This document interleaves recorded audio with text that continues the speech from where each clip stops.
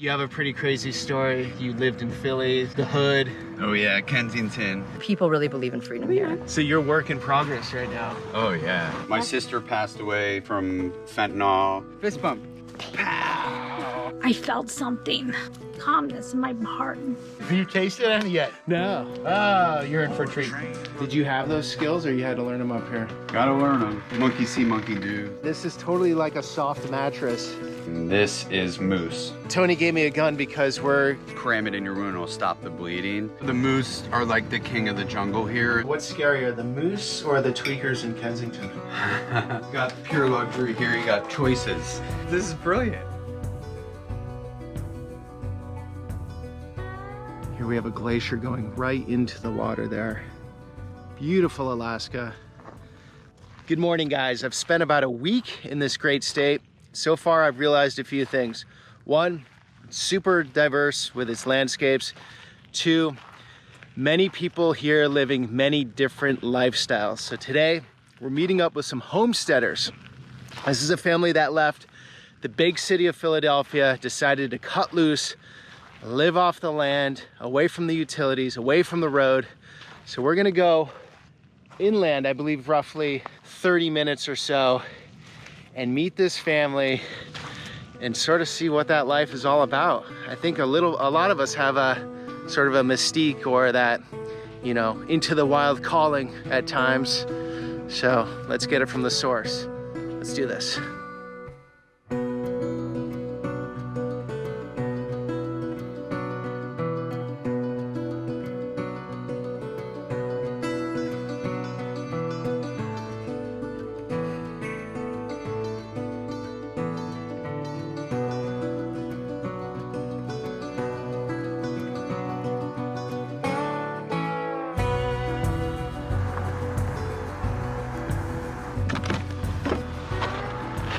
We are, Anchor Point.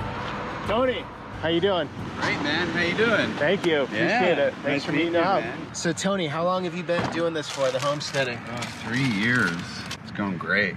But you have a pretty crazy story. You're gonna let us know, right? Like you lived in Philly, the hood. Oh yeah, Kensington, in an area where a lot of people are just really addicted to drugs, a lot of homelessness, a lot of violence. This was actually all logging roads, and then a group bought it all and turned it into a massive subdivision. It's like all sorts of layers of history. At first there was a cotton mill back here because there's cotton that grows everywhere. Interesting. What you would call the muskeg, which is pretty much like a bog. Uh-huh. And that's where you'll see, like, you know, National Geographic and all that stuff. You'll see pictures of like bears and moose out there. It's because it's loaded with berries. Loaded. Yeah, my wife's actually out with the kid and our neighbor right now in the muskeg, picking berries and making pie. I think my dad's smoking salmon. The moose are like the king of the jungle here, and they're quite lazy. But when you do get them up, they'll charge you and then they'll stomp you. They fight bears all the time and they win, and they're everywhere. I mean, I got like a bunch of them living in my front yard. So you just keep your distance. You keep your distance and really be armed. So you have to have guns out here. Pretty much, yeah. I love these flowers. What are they? This is fireweed. You eat it when it sprouts. It tastes like asparagus, and it looks kind of like asparagus when you get it, and it's really good for you.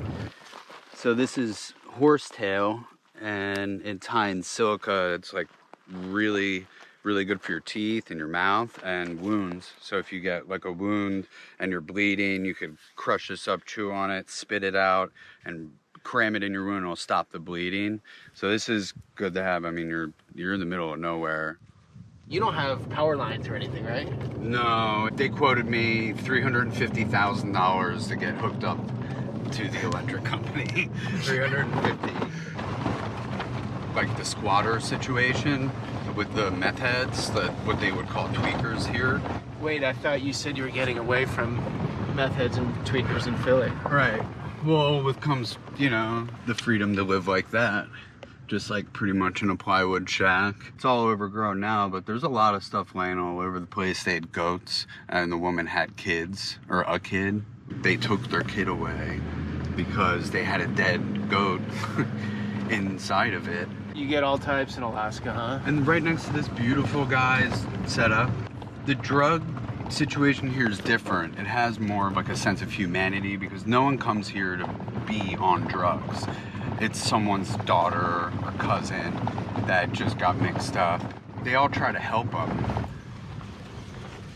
So you're work in progress right now. Oh yeah. That's an octagon house? Yeah, octagon. Interesting. 2 stories. It's 25 years old.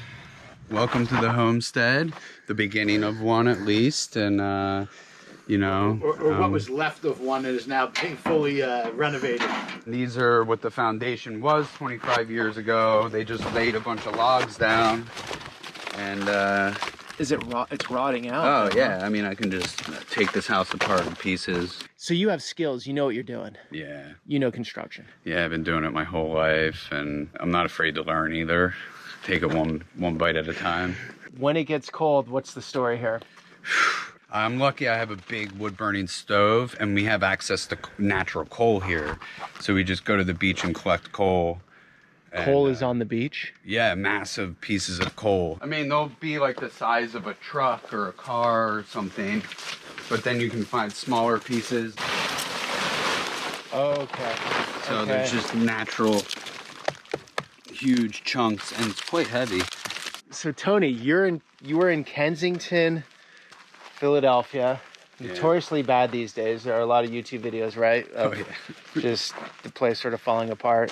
What was the snapping point for you to come up here? The pandemic happened, it started, and Philadelphia started protesting.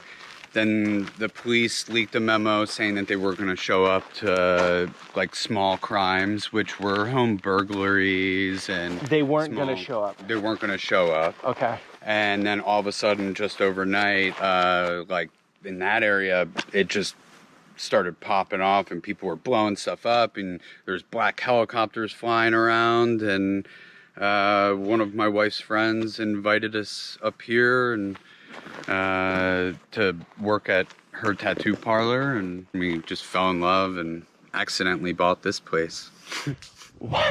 So, okay, when the black helicopters were flying around and it felt sort of lawless in Kensington? Oh yeah, I mean you'd hear automatic gunfire, explosions, people had like dynamite and they're blowing up the ATMs just behind my house. My whole house was shaking.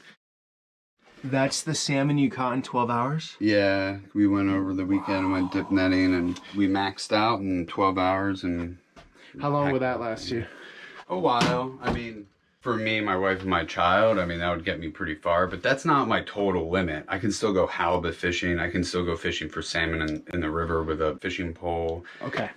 So the state of Alaska regulates how many fish you can catch? Yeah, this is dip netting, so you have a massive net and you go and catch them while they're running into the rivers. Okay. You're in and out of the water with a net, dumping a salmon and then running back in, and you're back and forth until you pretty much max out. Did you have those skills or you had to learn them up here? Gotta learn them. Monkey see, monkey do, you know. It's pretty straightforward. Here's the place. Your cat is huge. She's like the moose of cats. So this is what the inside of the house is. Got your inverter for the generator outside that charges some batteries that are in there. Gravel floor. What do you want to do with the floor? I've been doing this, so as I replace the foundation, I've been building and insulating the floor. Okay. And the foundation, and really make it heatable space, because the heat just goes right into the ground. The ground is frozen, isn't it? Oh yeah, when I came here this season, it was like a sheet of ice underneath that deck. Your gun's in here? Yeah, we have one, you know, for other people to wear too. I'm not gonna like let you just walk off and put you in a position to get hurt. Like, so the main threat is just moose? Moose mainly, yeah. I mean, there's bears here. You'll see every now and then, you'll see some bear poop. So with moose, when a moose comes at you, if you fire in the sky, does it scare it, or you actually have to go for it? They attack people's dogs too, and from the people that I know that had to try to stop that, I mean, they were shooting just above its head just to scare it, and it just kind of stares at you like, what, you know? Bring it. Give it to me. Okay. You got vinyl? That's a necessity, huh? Yeah, you gotta have, you know, some relics of convenience. Like we have a kitchen. Yeah, this is nice. I like how it steps up. Bathrooms over there. Yeah. Yeah, you'll love this. So you got pure luxury here. You got choices. Okay. You got your potty in a box, which is just a bucket, honey pot, and then you got your camping toilet, and then this is where you shower or bathe or whatever. You got the steps. Just a trough, instant hot water heater. So you do have hot water going. Yeah, it runs on propane. It's just like a camping instant hot water heater. This is wild. So like, you feel like you just sort of fell into it, or did in the back of your head you always had some dream to like live way out there? And I wanted to live out there. I just didn't know Alaska was going to be the place. Okay. I never thought I would live here.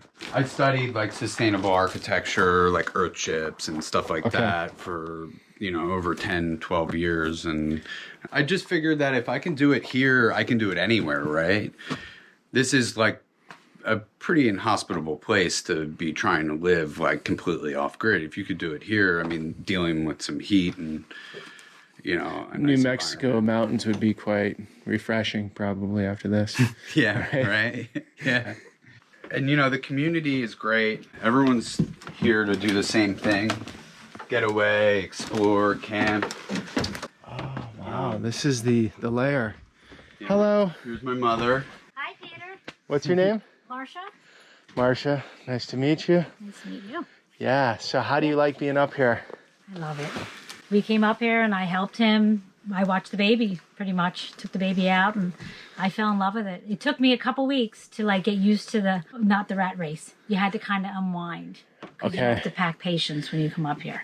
You have to pack patience. You do, because everything's just different and the way it should be. What about loneliness? You don't feel it? No. Okay. Well, with the internet, I have my phone, but no, I have my family. I'm with my family. And you're up to date with the video games. I like that. The Nintendo. Yes, we have Nintendo. That's we have our that's TV. a Gen X We version. have our Wi-Fi. Yeah, that one's not going to spy on me. We got a LED TV. The sleeping area. We don't have much privacy, but... Can I walk around? Of course. Kid zone for your son? For Rocco, yeah. Rocco? This is his window. Who's sleeping up there? No one yet. I'm going to build storage. dormers that go out, and I'll put the beds up there. Came with, Skylights and stuff. You're all sleeping in this area, right? Yes, my son sleeps on the couch. Rocco sleeps on that bed over there. Uh-huh. Next to his parents. This is my husband in my bed. We make it work. We love it. And then we have the only room in the second floor, me and my wife. So You have to have a special family to be able to do that. My family, it would be pure war in this environment. I'm not going to lie. It is a little bit of a testament to your, like, patience with... There's a couple moments we had our little arguments, but you know what? You have no choice but to work it out. You can kind of feel the floor here. It's just like, it's all super uneven. So whose artwork is this? This is my wife's. Oh, yeah, she does oil painting too. And then this is basically our bedroom. And just super simple stuff and running on LEDs and taking it one step at a time. You like the fur, huh? Oh, The yeah. natural fur. That thing's so warm. Tony, you're a badass.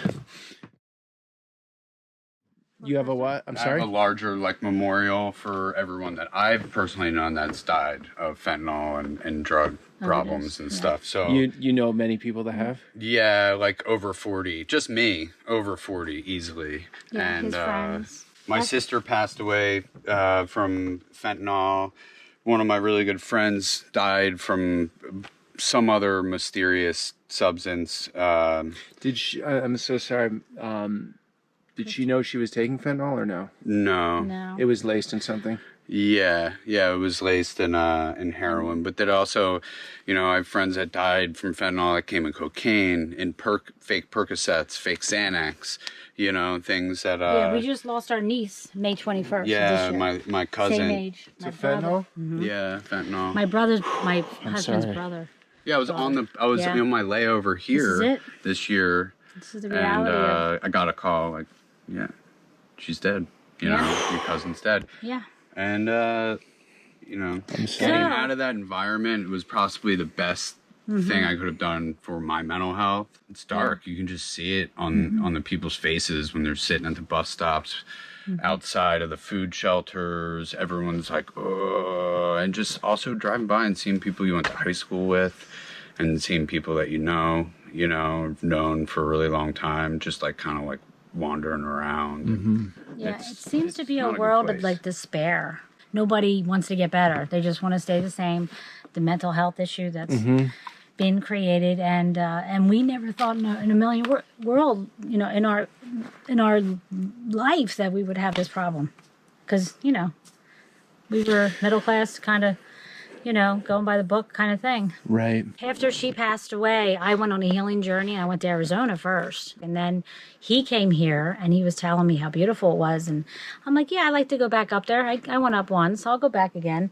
And when I came up last year, I guess he told you the history of the house. A shaman built this. No, we got to get into that. Yeah, Get so out there. I was healed by a shaman. I had to go find healing to get through this. It was very painful. Oh yeah, so he the shaman though alleviated some of the pain. He explained to me the spiritual process of dying and what happens, and then he told me how I can get through this. But Yeah. when I walked in here last year, there was a picture of Blue Sky, who's the shaman. This is his feather here. Okay. There was a picture of him, but George, I think Fernandez took it, the guy that helped build the house. But I felt something. I felt a powerful healing, calmness in my heart. So I would look out and I would see the moose come out, and I go, okay, there's moose here. I can live with that. They usually come out and they come around and they walk around in the back there. Maybe you'll see one today. Okay, I need to go with a gun though. And then as soon as that Tony got me a happens- little scared of the moose.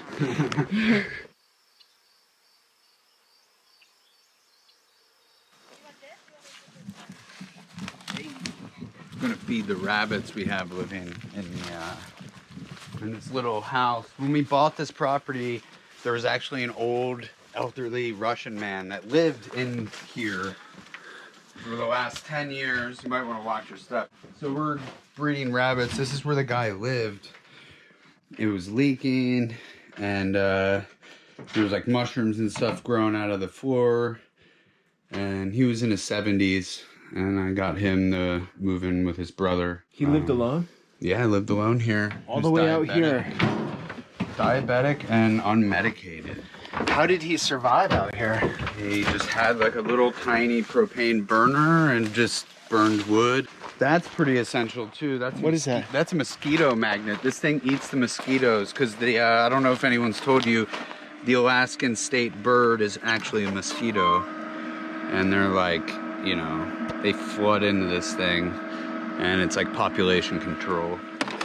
And this is the heirloom smoker that came with the property. And it tastes wonderful. I'll send you back some. Oh wow. So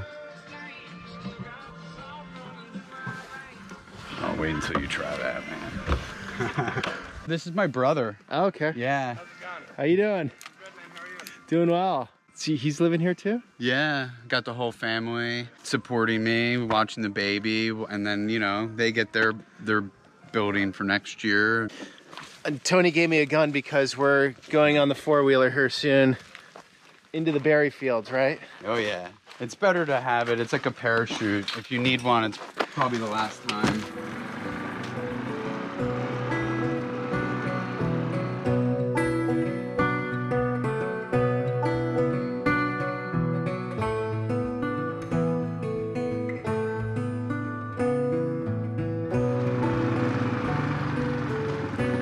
These guys, these are cranberries. Okay. And then you have blueberry plants that kind of have leaves like this, and these tiny little things that look like that, they have crowberries on them. So there's 3 types of berries here. Look, here's a blueberry. And Nice, little bitter but good. yeah. And the berries here, I mean, you can see them, they're everywhere. So no wonder Right. this is where the bears and the moose wander out. And you just go out here, and they do have a scooper. Actually, that's what you wanted me to Oh do. yeah, they are everywhere. Look at this. Oh, that's a scooper? Yeah, so it just got these things. You find a nice patch of them and you just tear it all up and speed picking. Your son's eating super well, huh? Oh yeah, it's fun. You just let him go and you'll see him rolling around in the ground, just eating stuff off the ground. And honestly, I'm jealous that he gets to grow up like that. Free range kid. Yeah, feral almost. Kid. So you're right. This is totally like a soft mattress, It would be great. Oh, but it's not wet. This is what they call a cloudberry. And they're everywhere once you realize what color they are. And they're delicious. I heard these were also salmonberry. Have you heard that? Yeah, salmonberry, actually, that's like a bush that looks like a raspberry plant. Mm-hmm. I thought they were the same thing until I really got, and berries are my favorite. Tastes like Thanksgiving. Yeah, it's crazy, right? Cute I dog. could totally take a nap out here. I mean, you just like bring a blanket, you don't need a mattress. Oh, here's the cotton you were talking about. Yeah. Just naturally grows here. Hey guys. How you doing, Becca? What's Peter. your name? Peter, nice to meet you. You too. How you guys? Colin, Peter. Nice to meet you. Jamie, nice to meet you. Yeah, show Oh, 'em your wow. harvest. That A was full just from- gallon. This is just from today. Did you move up here also, or you been here for a long time? I moved up here about a year ago. Okay. Jamie was raised here. Yeah. You were raised here, wow. Yeah, I was raised here, and then I moved out when I was 18. So many kids here do. With the berries? And then got married, had a kid, and wanted to bring him home. Bear print? Yeah, Jamie and Colin both had dreams about being attacked by bears. See the claw marks? Yeah, last night. Born and raised in Alaska, has it changed? I mean, you're quite young, but has it changed a lot since you were a kid or not really? I wasn't born here, but I was raised here. So Okay. I got here really young. And yes, it has changed quite a bit. I wouldn't necessarily say for the better. Coming back, I thought that especially Anchor Point would have grown and maybe the businesses might have improved. But really, even though the population in Anchor Point has grown, the businesses have really declined. There's not like a good grocery store within 30 miles. The Safeway in Homer is just not big enough to supply the demand for the entire Lower Peninsula. I felt that when I went in there today. It was busy. Yeah, and it's always busy, even in the wintertime, because it's serving the entire Lower Peninsula. And when we have the tourist influx, shelves are empty. You know? Right. It's crazy. Fist bump. So Tony, having Rocco grow up out here, feel like it's the right decision? What are your thoughts on it? There's got to be pros and cons, I'm sure. Yeah, I mean, we live with the earth, not just on it, you know, and that's the kind of mentality I want him to be his default. Some people prefer to live in the city where they're closer by and globalism can supply all their needs and wants and all their fantasies, but here it's, you know, you're living with the earth, the season, what grows out of the ground, and I think that he's just gonna have that respect, that fundamental respect for like where he lives and where stuff comes from and the effort it takes to get what you need. This used to be super sparse, and a lot of like younger people, not younger, my age, you know, are moving in here and trying to like homestead. And Why do you think there's that big push right now? I mean, I think that it may just be part of like the way humans are broken up into like different personality types. I think there's always going to be people that want to like get out of the matrix and like live free, but I also think right now it feels more pressing, you know? Right. Just like all the hostility in the cities and the kind of like need for this like homogenized way of thinking. Out here, people aren't too black and white. Everybody's not the same. You don't have to be, because there's space, you know? Okay. Like I can live next to somebody who disagrees with me and I don't feel like oppressed by that. There's a mutual respect Yeah. out there. I mean, people really believe in freedom here. I dig that. Yeah, I dig that. Because that got out of whack. It's been crazy, you know? And this, like, all these labels and, like, oh, you believe this, so and it's like, so ridiculous. if you think this, then you must think that, and like, if you think this, then you're my enemy, and like, It feels like society went into 7th grade collectively. Yeah, totally. And there's the in What and out lunch groups. table are you sitting at, you know? Except there's only 2. Right, you got to simplify it that much. Yeah, simple. You No know? gray I zone. can't stand that. I feel like being intelligent is being able to think critically and like all the gray area, all the nuance of things. And like it's so people are just they're so simple-minded.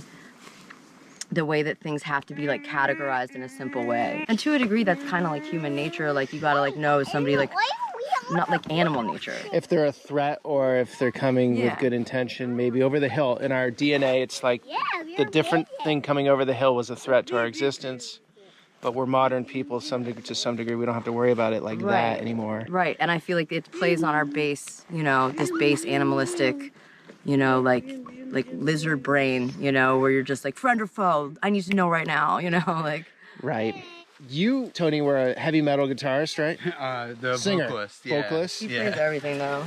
I come from, you know. Train hopping punks. Yeah. The old ones. I mean, Okay, I grew what's up. happened to punk? It sort of died off, huh? Oh, yeah. I mean, like all the same people that, you know, I grew up with that were like, you know, the system, the man, you know, like never trust authority, you know, are the same people that they're just like fall in line or you're a threat or you're the enemy. And it's totally bizarre. And the metal scene was weird too because like it's based on being obscene and vulgarity and all of these like forms of bad things, but now they're like super sensitive. You just killed everything for me. Metal got sensitive? Well, yeah, it's the same way punk kind of like died off with the political mentality. It's like even in a scene where the album covers have dead people on it and they talk about all this crazy stuff and they're not good at taking criticism or accepting new ideas and they're very like sensitive is the best word.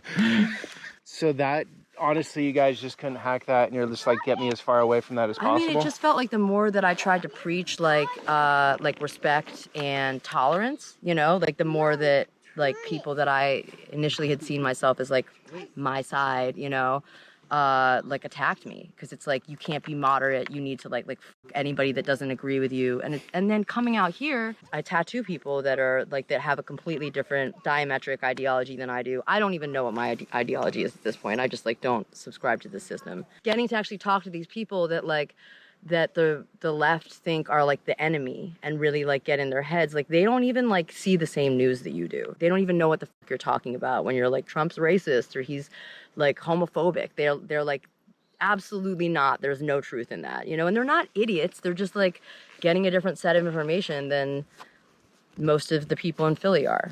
And it just like kind of solidified everything that I already knew which was true, which is that like this is all bullshit.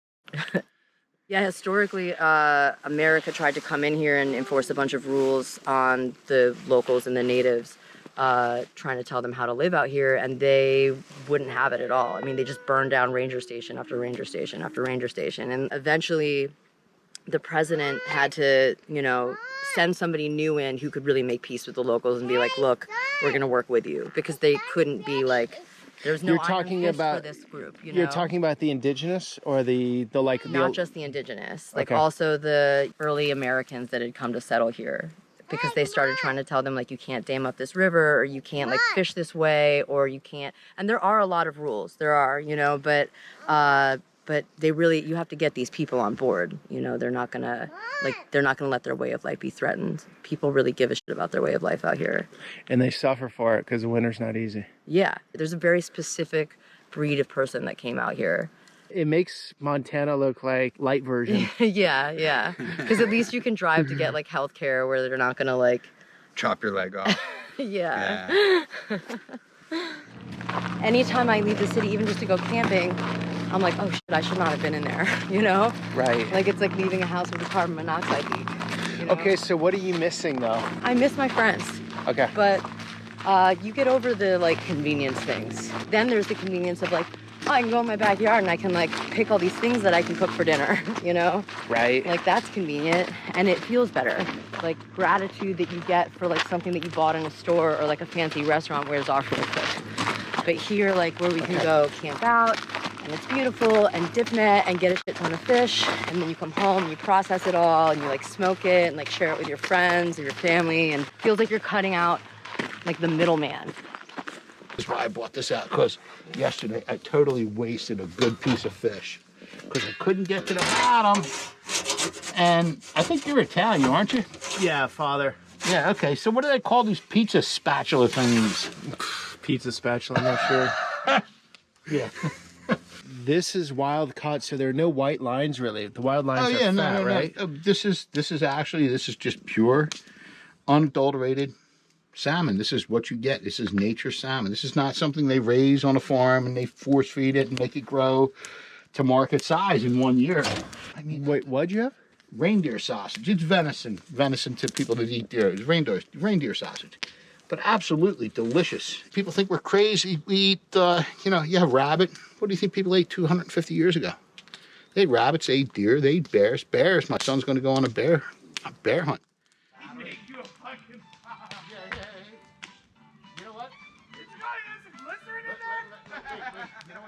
Blueberry pie.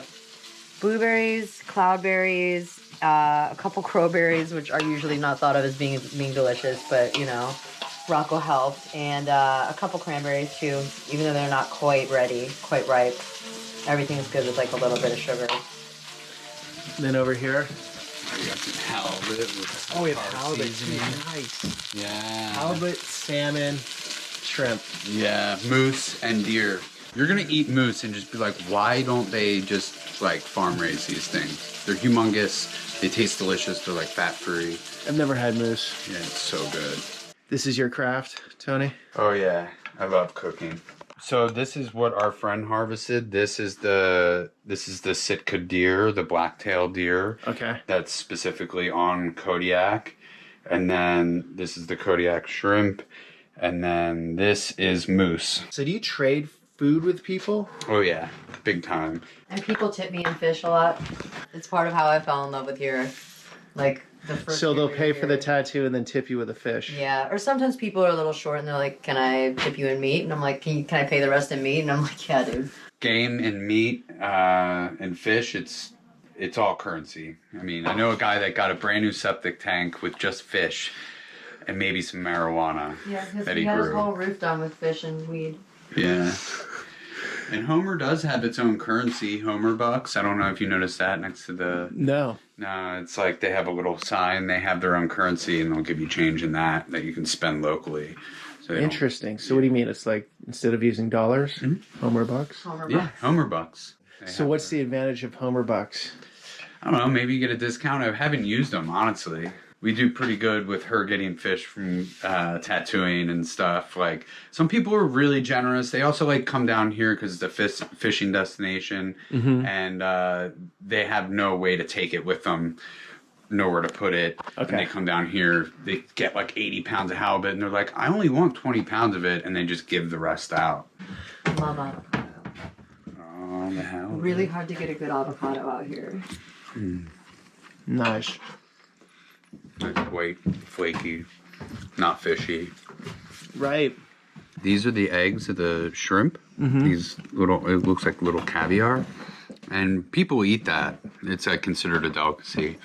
So some people, like my father, would be like, ew, I'm cleaning it off. But, I love it. My initial goal always was to create like a retreat center type situation and just like bring it back to the basics of your experience of just your body. Like the sauna is a great example. Getting in a sauna and jumping in the snow or an ice bath and going back and forth. That's an experience that like sucks you back into your body, and you realize like how cool having a body actually is and how cool being cold can be, know? And What are the challenges? Everything sounds all great. And Well, I mean, we haven't been through a winter yet. Last year we made it till mid-November before the water froze so solid. I mean, we're prepared for that, like just for like this being a process. I think that by next year we'll be able to be year-round. But Okay. So you go back to Philly in the winter? we've always like traveled like warmer, cheaper climates in the Okay. winter, But, So like where?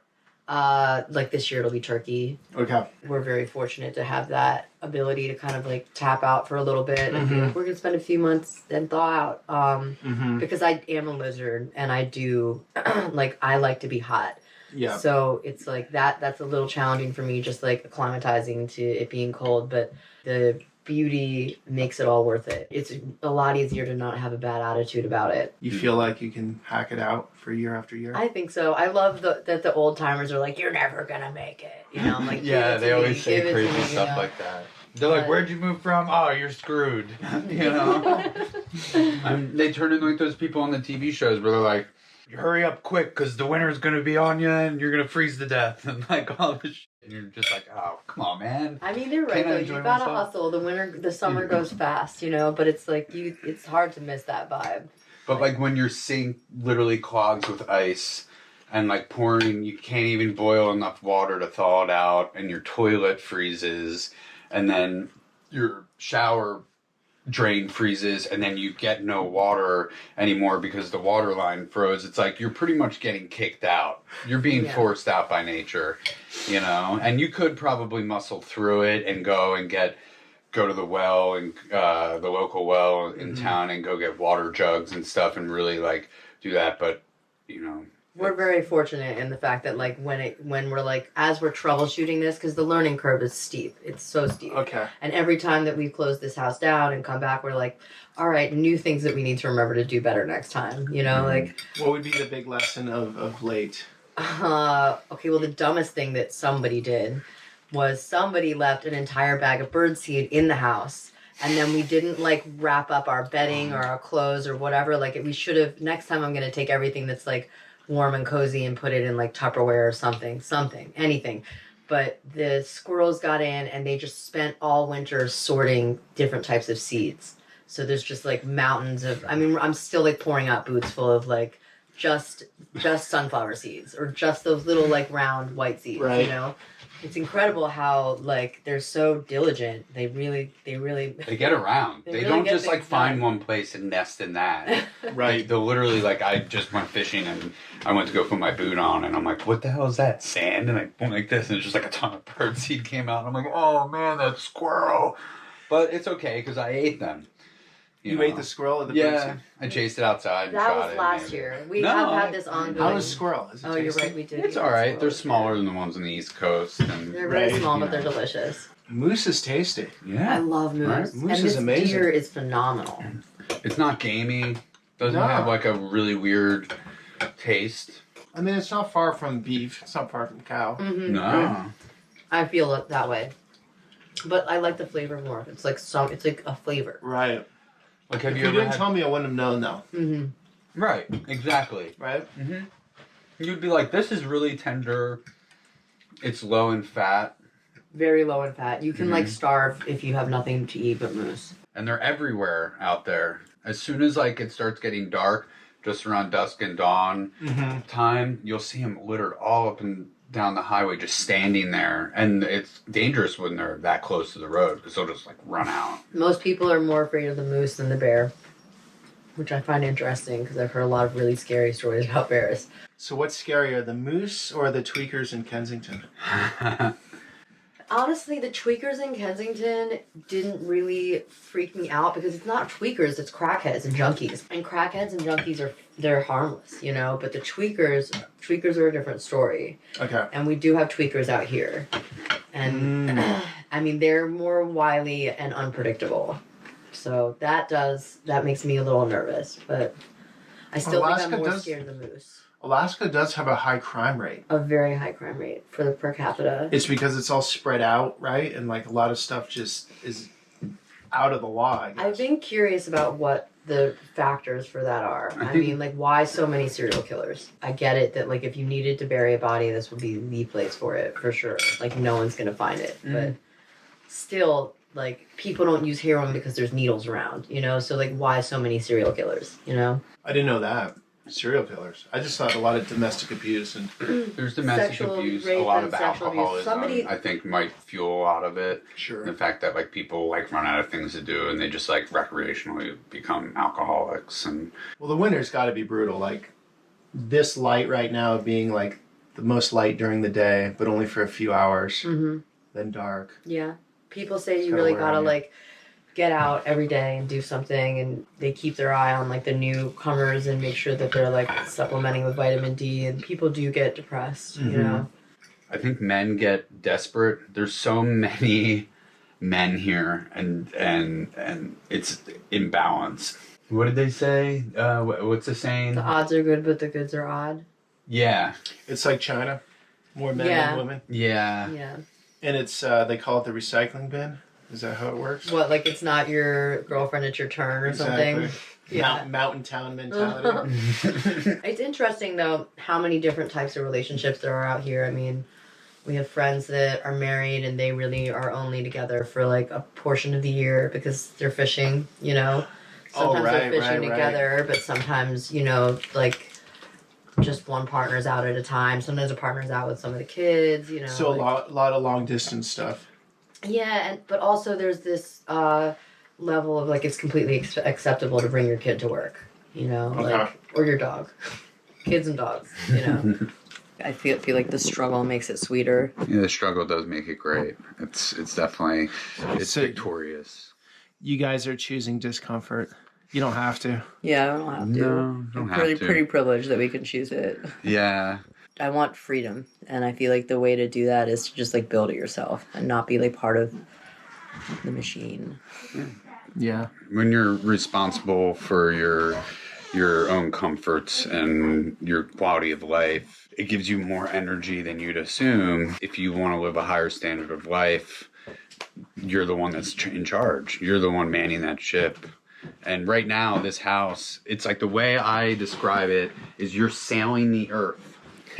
You know, living off the grid like this. Like there's all these ropes and there's a mast and you have to lift your finger and find out where the wind's coming from, and it's more like an empowering feeling that you can share with people because you meet people that are so scared.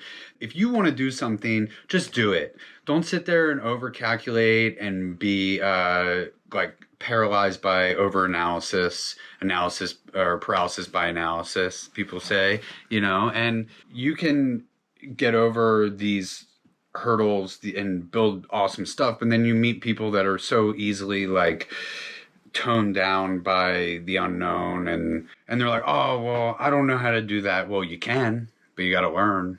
You got to teach yourself. All of this wasn't here last week. Okay. So, you know, it's just now starting to like actually look improved, because for a while you're just like ripping things apart. You're just like ripping out the foundation and trying to make it. And yeah, everything here I built within like the last 2 weeks. And a lot of stuff I like building with waste and trash. Like trash is, you know, like that sink was free. That cutting board was free. The dump is our favorite place. You just took this from outside? That was just one of the many trees outside, and that found this at the dump. Free. And it's okay that it's trash, because it just, you know, you need places to put your forks and stuff, and it doesn't need to be beautiful and perfect right now. And it feels so nice using things that are just like, would be just refuse, you know? It's like, Thrifters High. Yeah, it's you great. know? And this is such you're a on typical... Thrifters High right now? Yeah, all the time. And I like, because the Homer Dump is like a big place. There's a whole area that's a free section. You have a big tent that says free, and people will like literally come here for the military and live here 4 years or serve their term, and they'll furnish a whole house, try to sell it, but they can't, so they just take it to the dump and throw it out, and you can find brand new stuff there. It's pretty amazing. Oh, I forgot to wear this while I was cooking for you. Yeah, silly. This is another one of Anthony's dump finds. Yeah, who throws this out? This is unbelievable. You know? This is brilliant. It's stylish. Oh, it's like pants on backwards? Yeah, it's like someone cut overalls and then, put it backwards. I got don't even think it pockets. was I got overalls. an I think it was, awesome like, cat pants that that has they like cut green apart. eyes. It is good berry. It's a little more bitter, I would say, the berries, right? Yeah. But good. Kind of like a weird flavor. And the blueberries out here aren't like, these are low bush blueberries, so they're like just tartar, kind of, I feel. This is olive tree branch. This is holistic. This is some S&M training. It's like, get the hell out of here. Rocker, you gotta fan I them, got bro. scars. You gotta fan scars them. and broken bones. I don't need to be whipped. How much was this place in total? It was like 50,000, and it came with all the guys' fishing stuff, the generators, his winter gear, tools, hardware. 12 acres again? 15. 15. And then what do you think it will be worth when you're done? Probably around 500,000. You think so? Yeah, and then after I drop that yurt, it'll probably be close to $1 million. So you're gonna just make this really beautiful here. Yeah, it's going to be gorgeous. There's going to be dormers that come through the 3rd story with skylights so you can see the northern lights. And so you can just post up in bed and watch the lights from inside the comfort of your own home and be nice and warm. If you see a moose in your near car, get under it because they can't like kick you.